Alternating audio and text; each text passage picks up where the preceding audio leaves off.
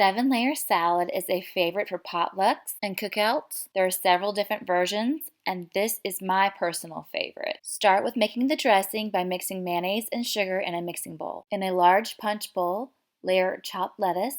Top with diced tomatoes. If you do not like tomatoes, you can substitute with diced bell pepper or chopped celery. Next, add a layer of red onion, then a layer of frozen green peas that have been thawed. Next, you're going to cut your hard-boiled eggs in half and slice them enough to go around your container. Any remaining hard-boiled eggs you'll dice and put in the center.